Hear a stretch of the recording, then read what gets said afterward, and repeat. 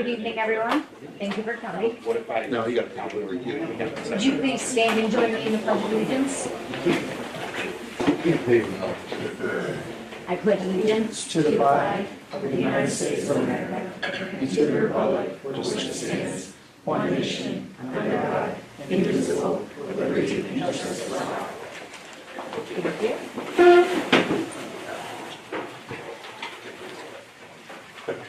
The first order of business this evening is action on minutes. To see what action the board wishes to take regarding approval of the minutes from the meeting held on September 15th, 2025. Do I have a motion? Motion to approve. Thanks. Second. Justin. Any discussion? Seeing none, all those in favor of approval of the minutes from the meeting held on September 15th, 2025.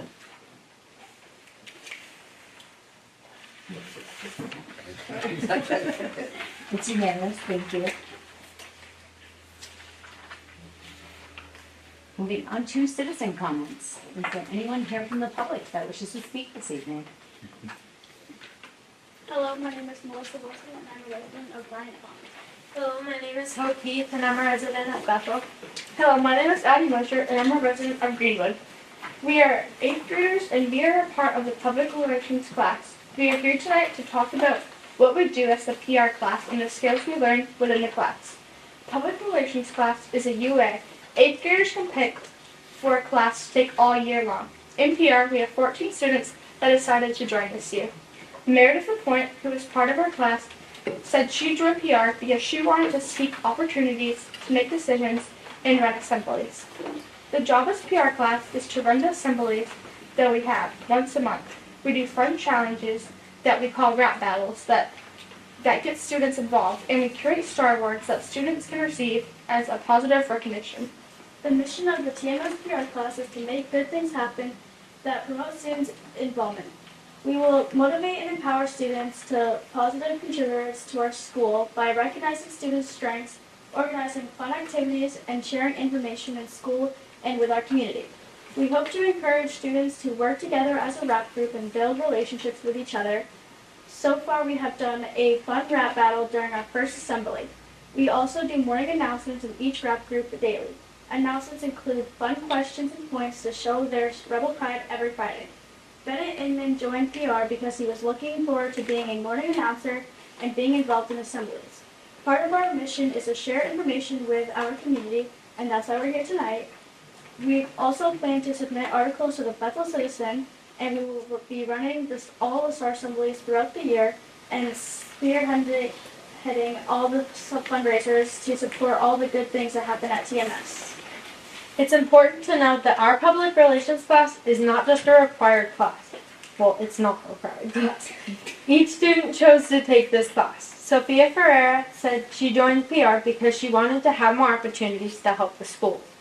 Some of these skills that we learned is to get comfortable with public speaking and writing for a variety of purposes. We will use technology to learn about designing flyers, editing videos, and creating slideshows. We all have our own strengths and weaknesses, but we hope to learn from each other's strengths to improve our weaknesses. PR class is an opportunity to be a positive leader at TMS. When Lily Lewis was in 6th and 7th grade, she looked up to the kids that were in PR. Now Lily gets to be the person that others look up to. We want to thank the board for providing time during citizen comments for us to share TMS news. We look forward to keeping you updated with all the good things that we are going to accomplish this year.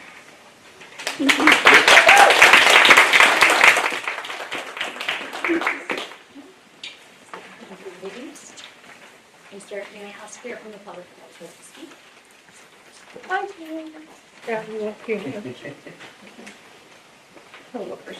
Nice job, girls. I should have been in public relations class. So my name is Rebecca Howe-Coolidge, and I am a lifelong resident of Bethel. And I am here tonight with Jenny Smith. She is not a Bethel resident. But we're here on behalf of boosters because we needed to Telstar All Sport boosters to discuss some things that we wanted to bring to the school board to get approval for. We are not asking for any money. Okay, saying that right now. I'm not asking for any money. But we do need permission. We have a couple projects in the works. One being we want to get dugouts on the boys' baseball fields at Crescent Park. Because if anyone has ever watched baseball games there, they don't have dugouts, and it's kind of, you know, it's a safety issue. So that's a project that we're working on right now that we want to, and we have businesses that are looking at donating their time. We have Savage Construction or Land Development who would be doing the land prep for the dugouts, and then we have Davis Concrete who would be donating the concrete for that, and then Boosters would be, we haven't found a person yet, but that would actually be doing the remaining construction of the dugouts. And they would be 18 feet by 20 feet, a standard dugout size. So we have that one that we are looking at doing.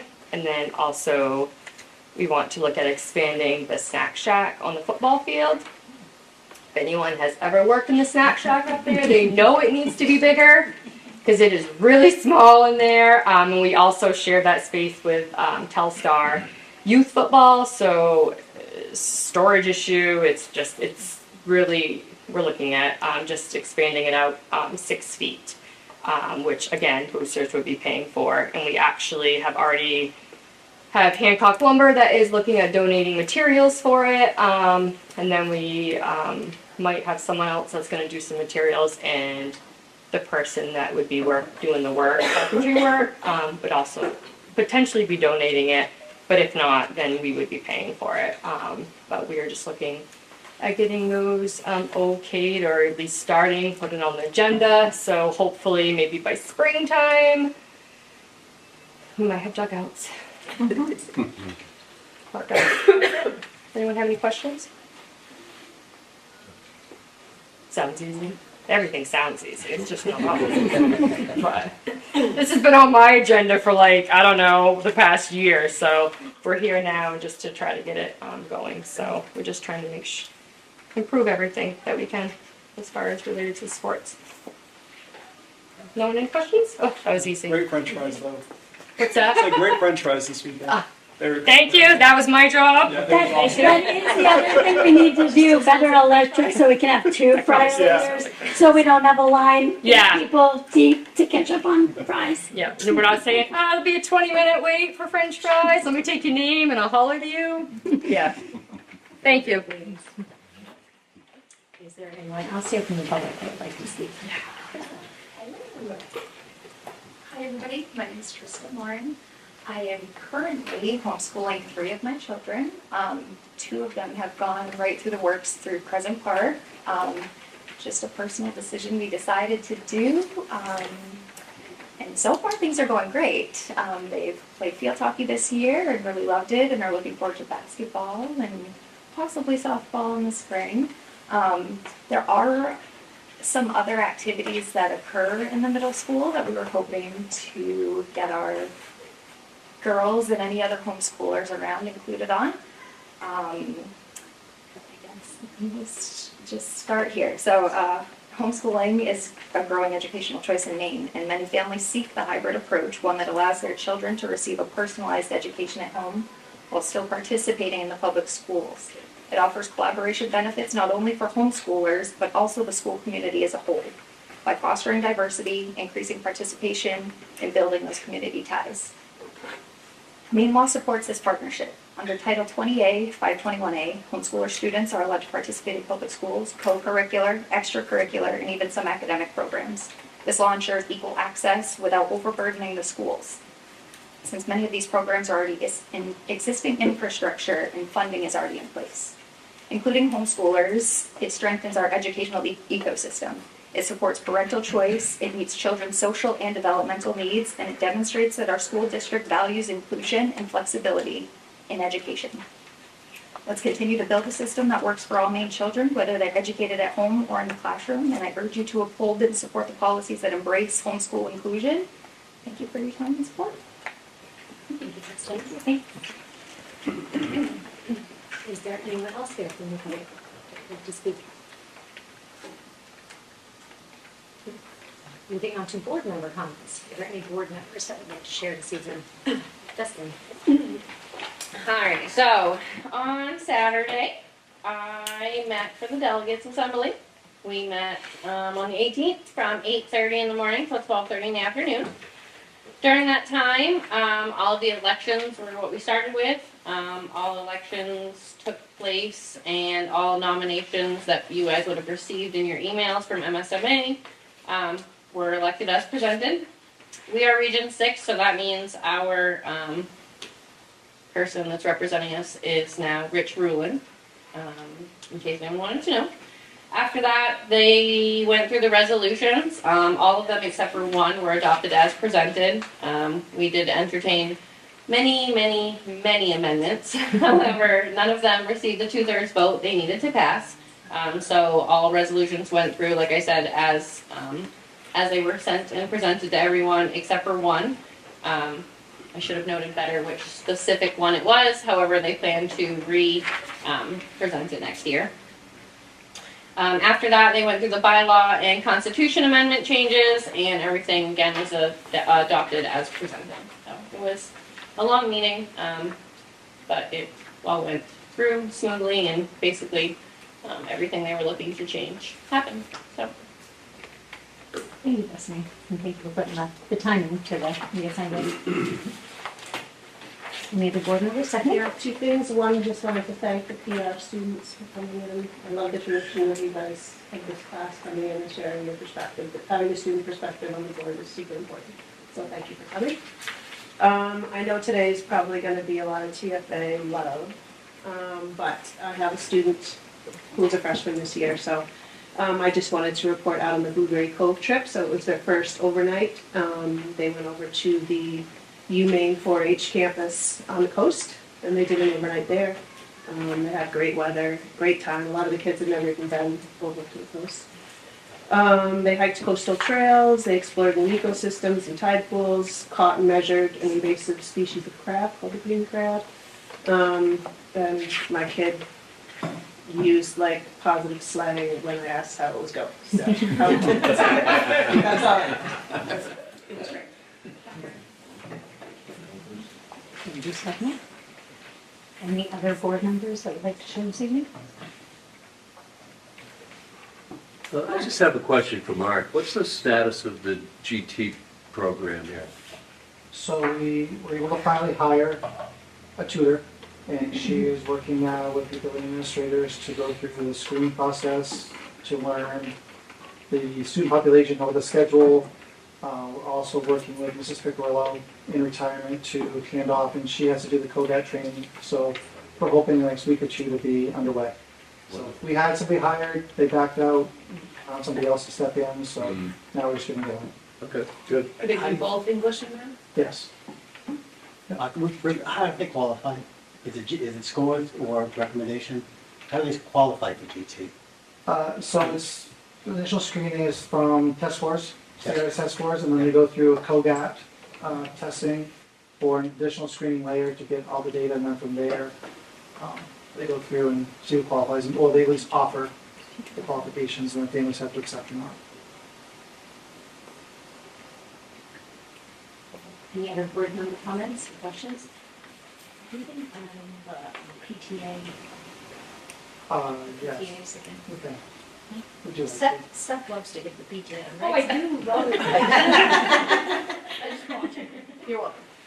Lovely. Thank you. No problem.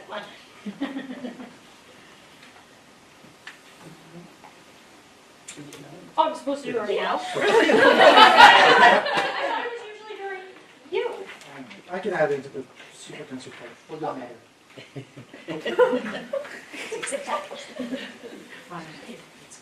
Moving on to the chairman's report, yet another plug for the MSA conference. Only to say that I'll be going this Friday. So if anybody wants to join in carpool, they're welcome to come with me to Augusta. Last Thursday, Stephanie and I hung out over at Telstar Freshman Academy and took part in the Loop Relays, which was an incredible experience. It was really neat to witness that learning environment and also to be a part of it. We worked with the kids. We're tasked with building simple machines and had a supplies list, had trial and error and execution, and it was a lot of fun, really interesting to see that program in action. The kids really enjoyed it. It was quite humbling too. Yes, oh, absolutely. Sure was. But we're hoping to make that kind of a parent day for going forward, because we're struggling to get families down there to actually see the program. You can hear about it all you want, but until you get down there and actually see it in action, you only get half of it. So we're thinking, and so we kind of went down and gave it a test run. And it seems like the perfect day. I mean, it's super fun, the kids are super engaged, and the parents can kind of group up and Be humble. be humble.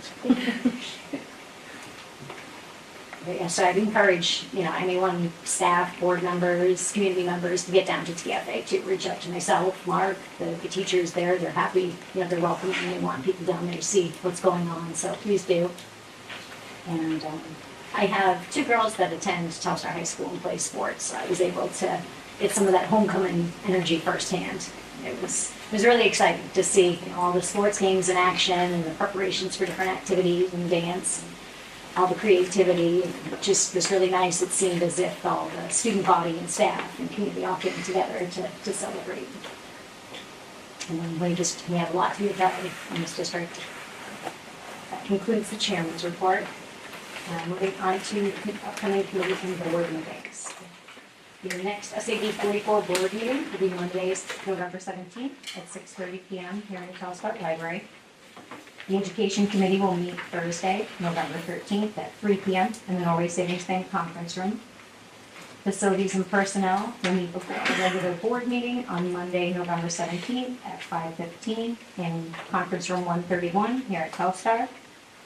Finance and Negotiations Committee will meet Tuesday, November 18th at 5:30 at the Central Office. Policy Committee will be meeting Monday, November 3rd at 10 a.m.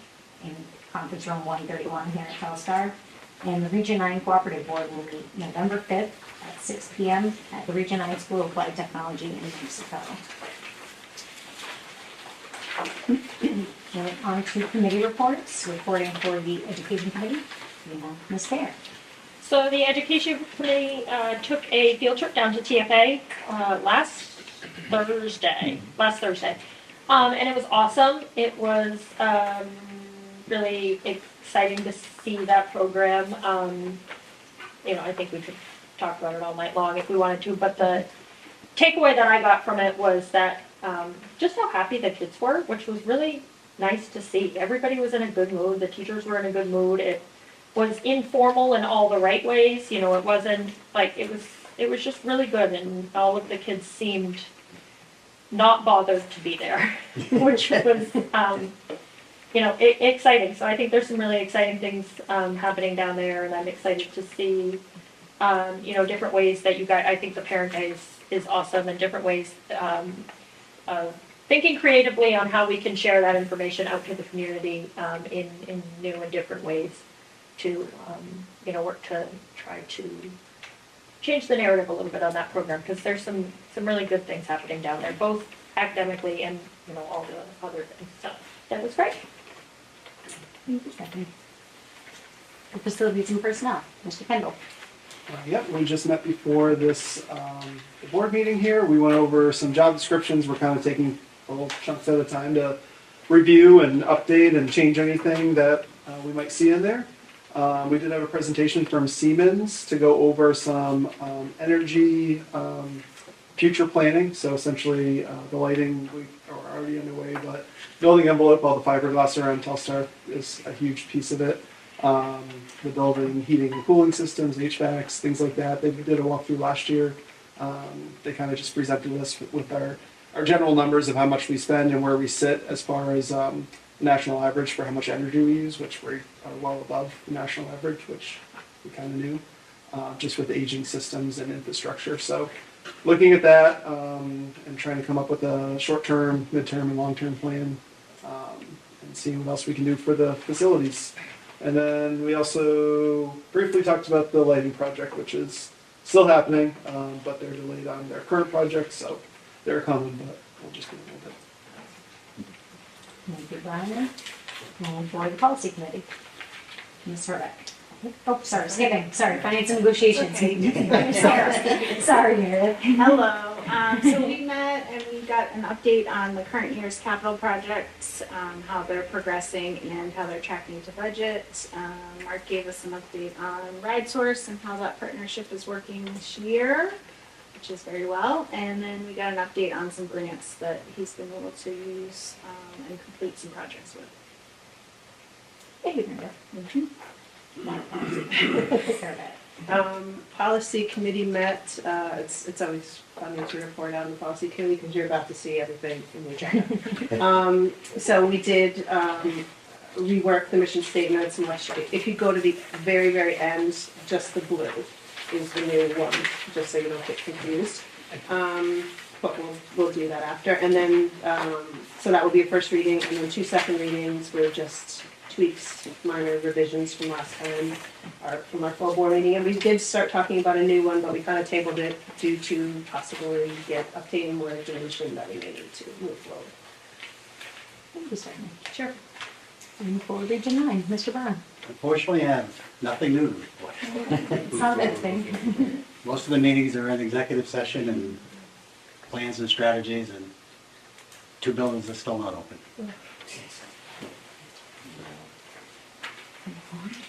Along with $800,000 that needs to be spent by December 1st. In equipment for those buildings. Oh. Grant money, Great money. Yeah. Goes away. and then we'll lose it. Yeah, lose it, yeah. Yeah, we did we gave the director permission, if you will, or whatever, to get going and purchase them and fill the buildings like they're gonna be used, so. Rather than watching that money disappear. Scott? Just ask, anybody been fired? Not yet. Not yet.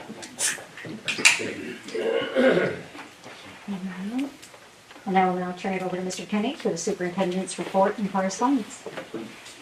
So, good evening, everybody. So, no appointments or transfers at this time. We have a couple Schedule B appointments shifting into the next sports season, already thinking about that. Head boys basketball coach Tim O'Connor.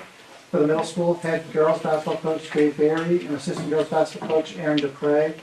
I did put out a post today we still have middle school boys assistant coach for basketball and high school girls assistant coach for basketball open. And Gail is in talks with somebody for middle school Alpine. We're just waiting to get finalization on that. Those are our last 3 coaching positions to be filled for the winter. Tulsa High School head boys basketball coach Ryan Kimball. And assistant boys basketball coach Shane Wilson, head girls basketball Stephen Pelletier, alpine skiing William Corrigan, and Nordic skiing Kristen Powell. As Aaron mentioned, the MSMA conference is coming up. I'll be in Augusta on Wednesday for the superintendent's portion, and on Thursday for the first part of the MSMA conference. Destiny will also be there on Thursday. Last week, it was a busy end of the week, but trying to get as much of a positive spin and PR out there as possible. I sent out the Maine Wells Public Schools video to the board, and they'll be able to post it now. Their focus and feature was on TFA. They're doing 4 videos around the state this year, and they chose TFA as their highlight. They came last spring to all the filming. And we've been able to, John's worked with the GEM Theater, and we're going to be able to do a public viewing and showing on November 10th. There's high school parent-teacher conferences that night, but at 6:30, the GEM is going to open up to the public, and someone from that filming operation is going to be there in person as well. There's also a different viewing going on in Limestone at the same time for other things. So it's open to the public to come to the GEM, watch on the big screen. The video is a little over 12 minutes long, but it really does highlight, as everyone's saying, a lot of the good about TFA, the good, bad, and the ugly. And just the whole idea of what it is and the reality through the kids' eyes. It really goes to the kids' perspective. So it's pretty entertaining. It's a nice snippet and it's a great highlight piece. Levi? The Katas fellow was worth going for. I haven't watched it. It's interesting. One of our kids. She does okay. Yes. Full disclosure, yes. My stepdaughter is one of the kids interviewed in the video. I didn't know the feature that she was going to get. But there's like the fact. But it's pretty special. And to our own admittance, She was not, or is not, a typical TFA child. She is not an outdoorsy person at all, and she went and embraced the challenge. She knew she didn't have a choice. But she learned a lot, and she actually can look back and see how much her class, who has an interesting reputation through the years, how much they actually grew and matured, and how they came together much closer through the program because of the project, because of the trips, because of the experiences, and how close they became with their teachers. That was a big surprise for her, how much they bonded as a group. And so it's real.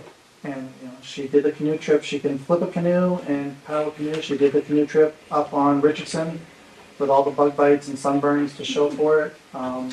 She never ever wants to do it again, but she can do it. And I think that's the biggest thing that we talk about as a family, that the importance of the challenges that are presented and persevering through it and doing things out of your comfort zone. It's a big part of what that program provides. So it's really cool. The other big news piece, and Rose is here from the paper and helping with the PR piece of this, and I share with you as well, but the high school was ranked as number 5 in the state of Maine for high schools by U.S. News and World Report. It's a really big deal. It's a really big deal. And for those of you who've been around long enough, if you think back 12, 15 years ago when the state came out with the infamous report cards, and this high school is ranked with an F rating, to go in that amount of time to now being ranked number 5 in the state of Maine is a huge accolade to the staff and students. And not just in the high school, but everyone feeding up to the high school. It's a whole district takes part of that. But it's a big accomplishment. The U.S. News and World Report goes to the state database every year, and they pull their data points that they want, put into their algorithm, and come up with their rankings. It was not anything we were aware of until after they came out. And so we're in celebration phase at this point and trying to get the word out and really pat everybody on the back. It is a huge deal, and to see the schools that they're up in the top 5 with, and all the schools that they're ahead of in the top 30, gives a lot for this community and for the school district to be really proud of. So it's pretty special. Last week was high school homecoming week. We had amazing weather. Kids participated.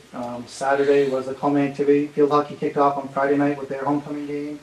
Saturday saw both boys and girls soccer and football all having games. And the dance Saturday night. Lots of events going on, lots of activity, lots of people on the hillside. And it's been a big thank you to the community for middle school and high school sports in general.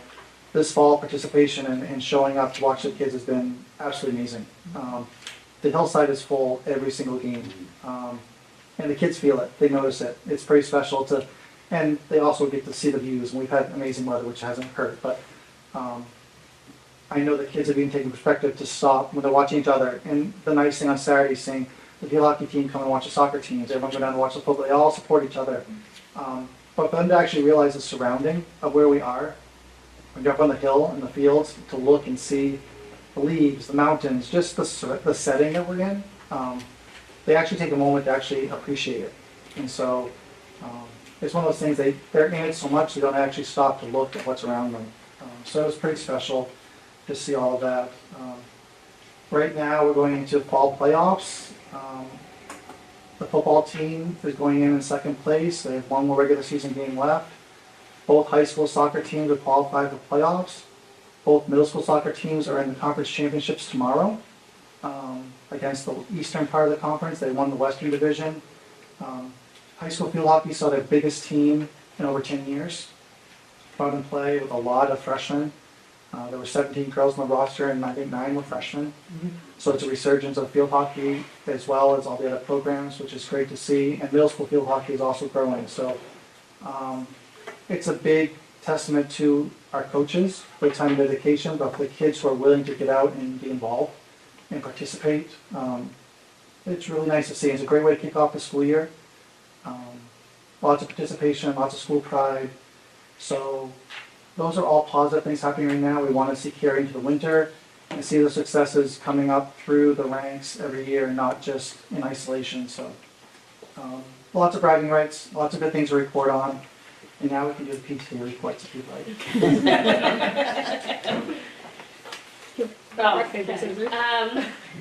Woodstock PTA, we met 2 weeks ago.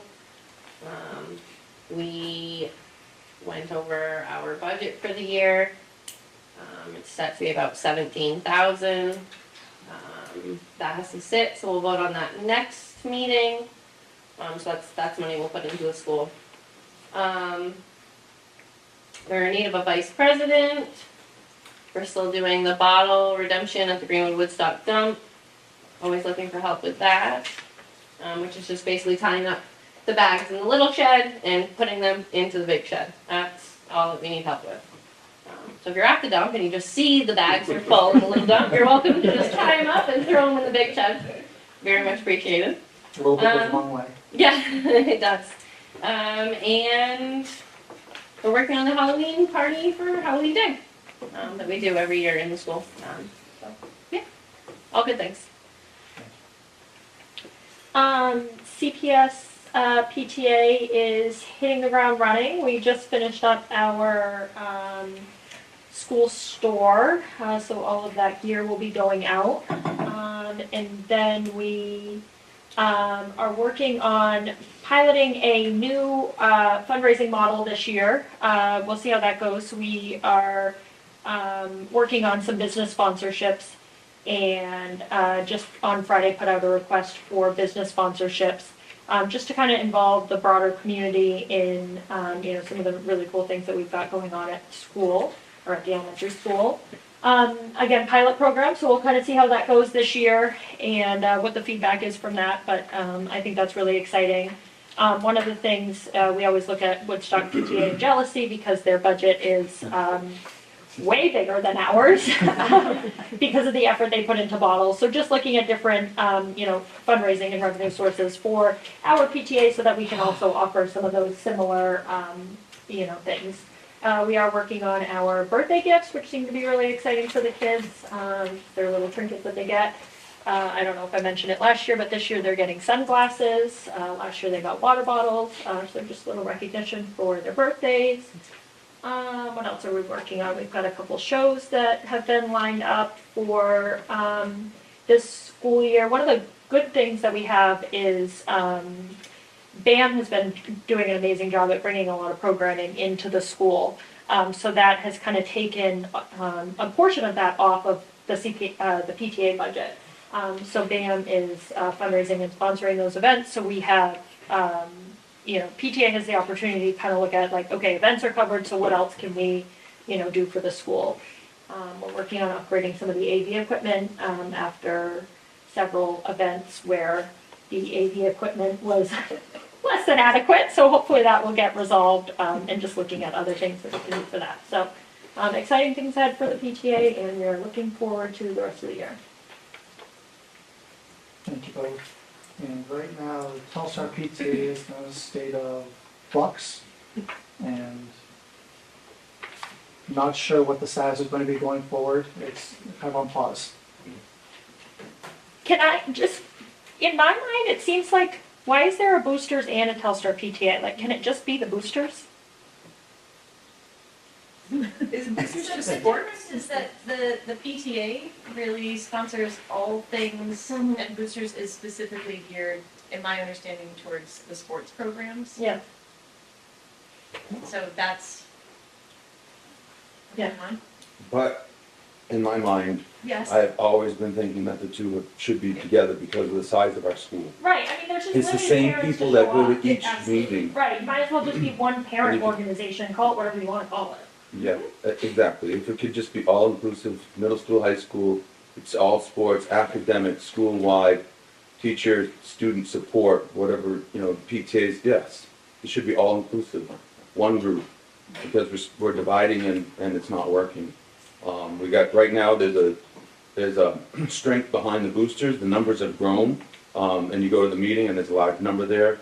And so that's a shift, which is great. We should use that momentum. I don't know how they go about actually combining the groups or if that's what they want, being a PTA, Parent Teacher Association. But I would definitely recommend that. And originally it was a TMS PTA, which grew to become Telstar complex, and originally Boosters was actually for the high school, which has now expanded to become Right. 612 Boosters. So, And we have at the high school, you know, to be honest, we've struggled all along never to have like a large number of parents come to a PTA meeting. So, it's always been the same 4 or 5 people for the last decade, so, yeah. What's not happening if it's just boosters? Like what would be the essential things that if we were I like think we would- combining them that would be missing right now? yeah, in the past, the PTA has done a teacher appreciation. They, several years ago, sponsored movie nights, which it just became difficult for parents to actually volunteer for those, so I basically took it on, and they paid the license. They did Rebel Gear store, but that's something that TMS can arrange through G&B and make happen. Some fundraising efforts, but then the PTA also tries to be cognizant that in the middle school, particularly in the high school, different classes are also trying to do their own fundraising. So they've tried to step back and not do extra fundraising. They try to be a conduit for parents and teachers in terms of here's information, you know, stay involved with what's happening at school and your kids, because all of a sudden they show up in middle school and stop talking about what's happening in school.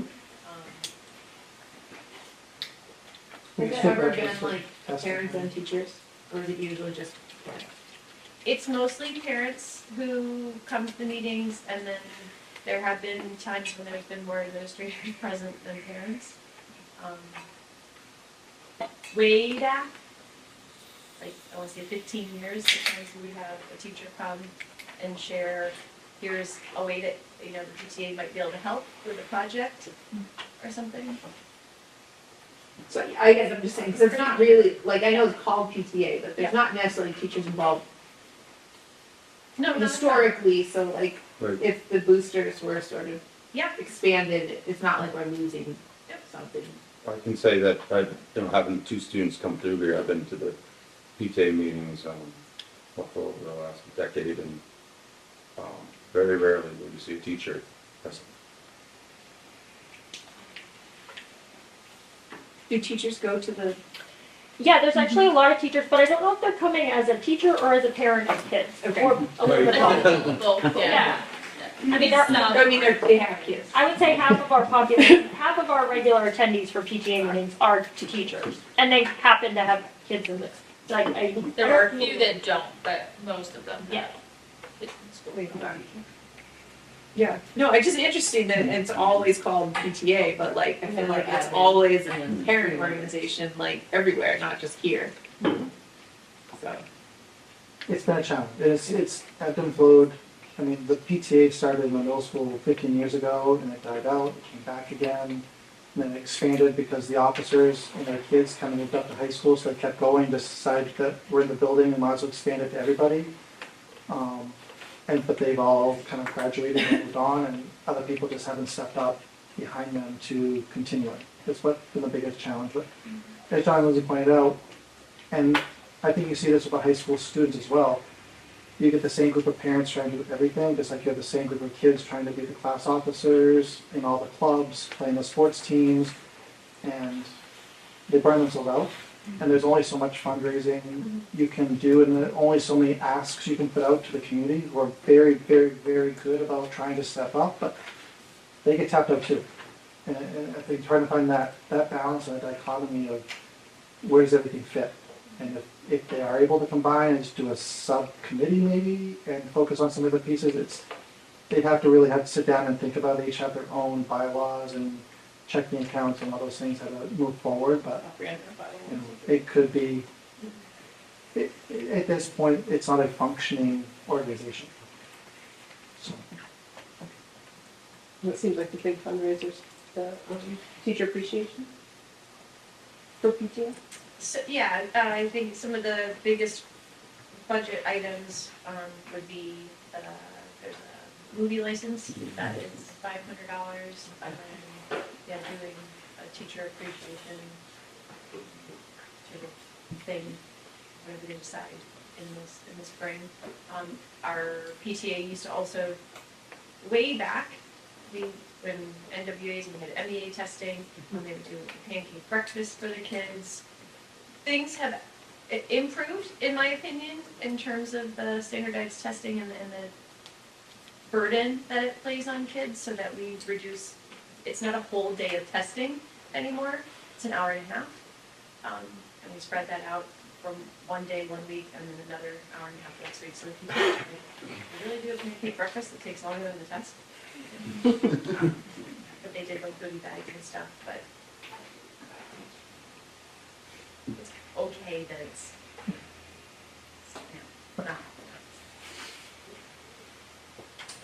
And that concludes my superintendent's report. Epic. We do not have any old business to turn to, so we'll move on to new business and adjustments to the agenda. I propose that we change agenda item currently number 8 to agenda item number 9 and add the following motion as agenda item number 8. To see what action the board wishes to take regarding entering a workshop session to discuss attendance of social activities hosted by schools. Do I have a second? I'll second that. Thank you, Destiny. Is there any discussion on adding this item to the agenda? Seeing none, all of those in favor of making the proposed changes? Thank you. It's unanimous. That will be added. Moving on to agenda item number 3. To see what action the board wishes to take regarding the first reading of policy AD mission statement. And the policy committee will have a recommendation. Policy committee recommends approval, and again, it is flip all the way through to the back, just that blue paragraph is the new part. The rest is kind of the history and the progression of said policy. We do not need a second, and we have the recommendation from the policy committee, so I'll open the floor for discussion, if there is any.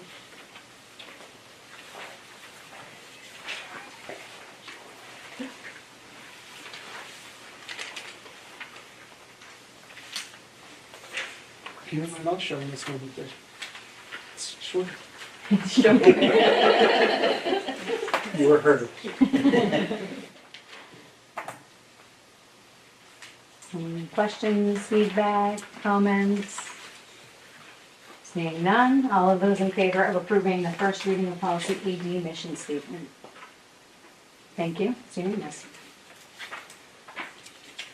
Number 4, to see what action the board wishes to take regarding the second reading of policies KF, community use of district facilities, and KF-EI, and E1, sorry, and KF-E2, thank you, building use forms, and the policy committee will have a recommendation. Policy committee recommends approval. Any discussion? I'm excited for this to actually get out to the public so they can see that they can use the space and it's free. And it's really cool to do that like this. They won't. Well, they hear free, they might. Any other comments and questions? I would just point out the one clarification. Initially, when we went through this, the order was jumbled up and the policy was in between the two forms. So I just rearranged it, but since you do have a policy and then have forms separate, I did list them this time around in the motion just to make sure that it's clarified that we're cleaning up and voting on both of them.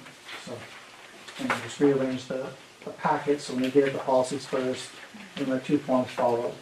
The first form is what anyone who wants to use the spaces for. The second form, EF2, would be for the administrators or whatever space is being to approve on and figure out if there are any fee or charges to go with it.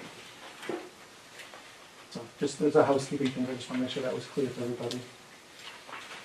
So my grandkids can make it so this. Yeah, so I'll fit on. I haven't even done it. Oh, okay, my dreams. Doing what they're just doing. I know we did. Want me to catch some stuff. Testing. He's testing. Questions, comments? Seeing none, all of those in favor of approving the second reading of policies KF and KF-E1 and KF-E2. Thank you, it's unanimous. Moving on to number 5, See what action the board wishes to take regarding board goals for the 2025-2026 school year in accordance with policy ABA, school district goals and objectives. And the policy committee will have a recommendation. Policy committee recommends approval.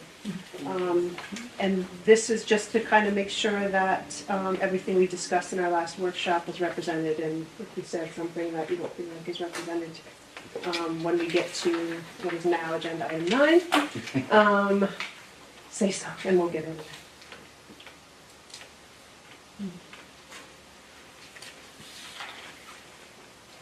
Any additions or any further discussion or questions? Hearing none, all of those in favor of approving board goals for the 2025-2026 school year? Thank you, it's unanimous. Number 6, to see what action the board wishes to take regarding the superintendent's suggested prices for the sale of laptops to staff at $150 or $150 per device and the public at $200 per device with a limit of no more than 2 devices per individual. Do I have a motion? Motion to approve? Thank you, Stephanie. Second? Second. Thank you, Destiny. I'll open the floor for discussion. Assume you found some sort of market value for these, and it's somewhat right. So the average retail price could be anywhere from $200 to $400 for these used devices. Just to get the idea was to make sure it was affordable, and we've had a lot of graduated students asking if they can get devices for school. People are looking for affordable Christmas gifts.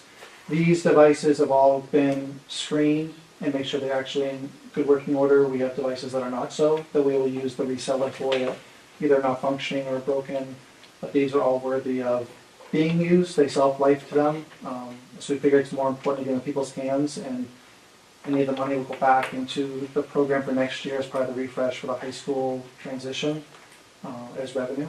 And so this was, after going through the refresh last year and using the reseller, we kind of thought we could do better by selling to the public versus trying to go through the reseller. We didn't make as much on it as we thought we would. They will still take non-working devices and broken devices and get something out of it versus us having to pay to recycle them. So it's better than nothing. But this will just allow for working laptops, chargers, and cases to be sold to people. About how many are up for sale? We have 150. Thank you. Yep. And we kept some, they're not all for sale yet because we have kept a allotment for spares and for damage control because the current high school laptops are beyond their warranty. And so to keep it all in-house, and then we'll have another round next year, if it goes to the budget the way we plan to refresh the high school devices with iPads, we'll be able to do this again one more time next year. How do you go about advertising the sale? So once the board approves this tonight, we'll be putting it out on Facebook and the website, and it might make it in the paper too. Is there any priority to who they go to or no? No, it's local and trying to make sure that there's a different price for staff and students.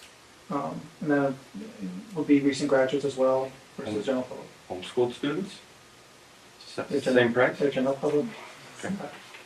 So, sorry, students and former students are included with staff for the $150? Yes. Yeah.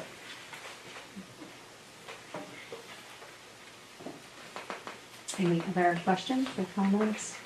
I think it's great. We bought one, I don't know, 3 years ago or Years ago. whatever we did at the elementary school. They're still doing that. Yeah, they, MSD uses it to write plays on or something.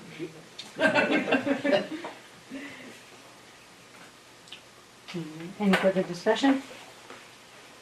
Seeing none, all of those in favor of approving the suggested prices for laptops for sale? Thank you, it's unanimous.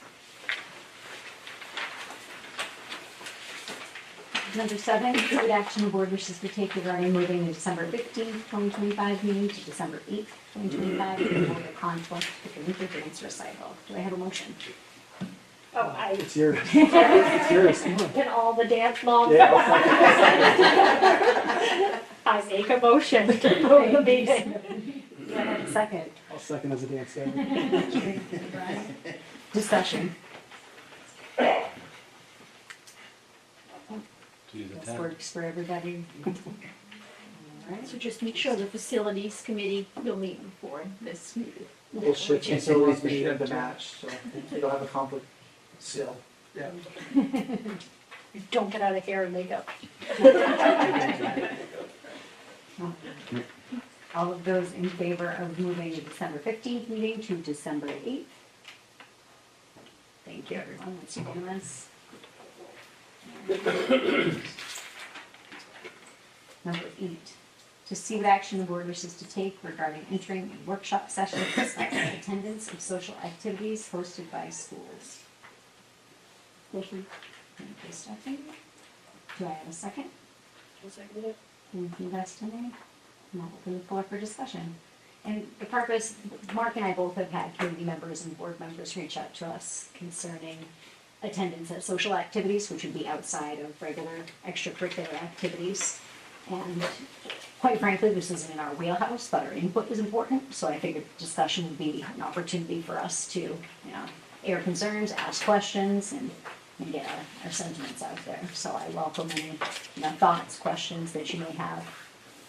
Can you clarify like what's considered a social activity and what kids are possibly currently prevented from attending that aren't students? Like I'm not sure what the actual issue is that we need to discuss.